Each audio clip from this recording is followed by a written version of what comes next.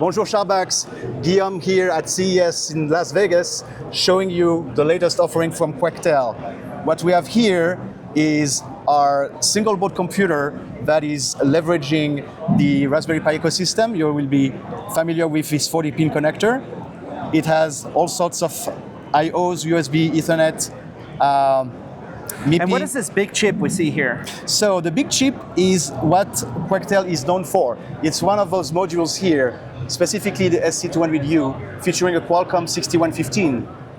So this is a way to get 4G LTE on your Pi form factor? Absolutely. So key differences between this and a Raspberry Pi is that, one, you have cellular in there, LTE Cat 4.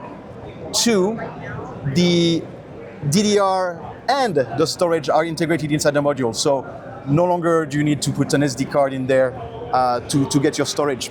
Do you have good memory, good storage in there? We offer several SKUs. So, it can be 2+16, 4+64, and then goes up, because we also have some variants that are a lot more powerful in terms of CPU. When I see this one, for example, what is this? So this one is the big brother. This, we graduate to an octa-core. It's a big little. Yeah. Octa-core, big little. I see here it says SM6115. That's correct. That's the Qualcomm SM6115 with 4 A73s and 4 A53s. And this one is just for A53? Correct. And so you can run full Linux, Android, all kinds of stuff? That's right. That's right, both those OSs. And then we have yet another step, which is this one, featuring the Qualcomm 6490. Now you have an octa-core, but much more powerful. And the kicker is that you have 12 TOPS of AI. Can I take it out of here? Absolutely. So what do we see on one side and the other? Well, it's the same story. It's a little bit bigger because the module is bigger. But essentially you have here... How can the Qualcomm fit right there in the middle? You just cut a hole? We cut a hole. That is for thermal dissipation, because this part, since it's so powerful, it can actually generate a bit of heat. So you can actually put cooling on top if you need? Yes. Passive or fan. And we have customers who do that, absolutely. And so with this, even more, this is A78 now. Yep. And you run a bigger Debian, Ubuntu, Yocto Linux. Correct. You do even more, and you have the 4G LTE? 12 TOPS. Not on this particular model, but we have bigger boards that do have the 5G.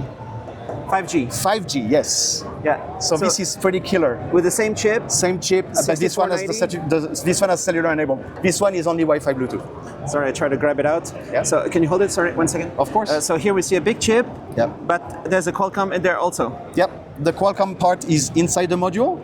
So you can see the idea and the beauty of the modularity, right? You can plop this module in a big board or in something a bit smaller. And we even have a box. If our customers wanted to get something that is completely finished, this is the end product. And it's running the demo right now. Edge computing box. That's right. So with this you can do high performance with 5G on potentially with 5G. Yep, absolutely. And this is an example of face detection. So this is what you can get with 12 TOPS of acceleration for machine learning.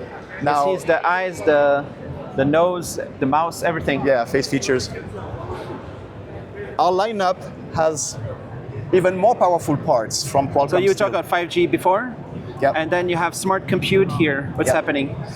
What is most exciting to me is those parts that are coming after the 560D.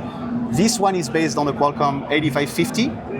This one, we just announced it, is based on the Qualcomm 8750. So 12 TOPS that you've seen demoed, 45 TOPS, 80 TOPS. Wow. So yes, this is going to shred, and we're super excited about the application. And how does Qualcomm like to collaborate with you making these kind of solutions? It's fun for them, no?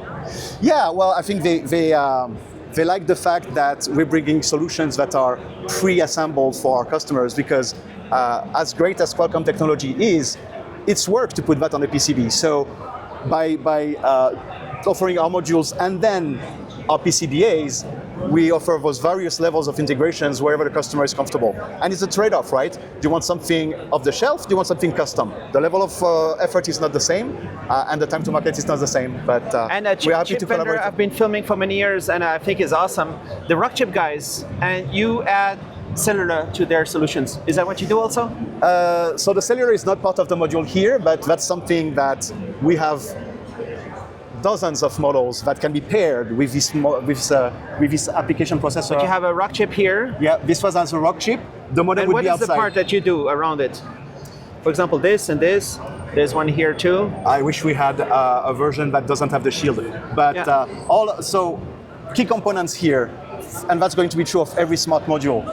The DDR, the storage, all the PMICs, the power management, wherever applicable, the RF front end, so the transceiver, and all the passives that go on the board. So any given module is probably going to have north of 200 unique components. So that's the kind of work that we're offering and the value of the module. And it's not like a SIP or how do you call this module? We call them smart modules, but they go by a number of names. There's some people call them SOMs, some people call them SIPs. Although typically SIPs, they have the implications that it's a molded package. Here, it's really a PCB and with a shield cover and a shield. And here I see nice little robots. Yeah, that demo is not alive though. It doesn't have batteries. And but some other applications, yeah. Here we have a gaming console that's running the very same SG560D. And this is a kind of an application of what you can do with that very board. So you see here, I don't know if it shows very well, but we have the thermal mitigation with a fan, so that mounts on top. And you get to play your retro games. Nice. Oh, the good performance, good emulation. Yes. Around the booth, you're showing some Edge AI. Yes. Is this some of the solutions you were just talking about? Yes, yes. This is a very good use case. I apologize. We have here yet another application of the same 560 based on the Qualcomm 6490. You know, cashierless checkout. Nice. Boom. This is an orange. I hate having to choose fruits and find the orange in the list. No, and you're right. This is usually where you cry uncle and you need the help from the cashier. No, here no such thing. And just put everything. Any angle. Yeah, you can put several things at the same time, and the price gets updated.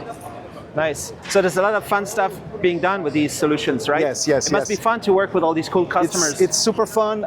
Every day I learn about a new application because we go from point of sales type of machines to medical devices, and the list goes on.